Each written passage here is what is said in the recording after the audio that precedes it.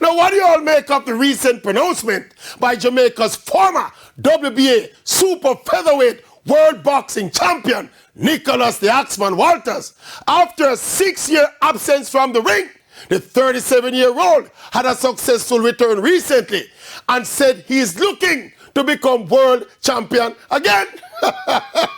And try as we might, we cannot forget the Axeman's mysterious surrender in that 2016 fight against Vasil Lomachenko.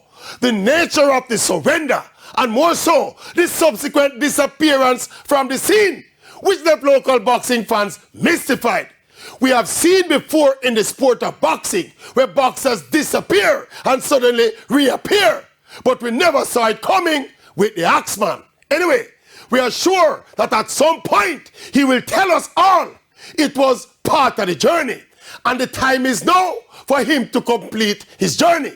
And again, this is boxing, and with no new Jamaican stars on the horizon, I don't think we should put it past Nicholas the Axeman Walters to get the axe swinging again.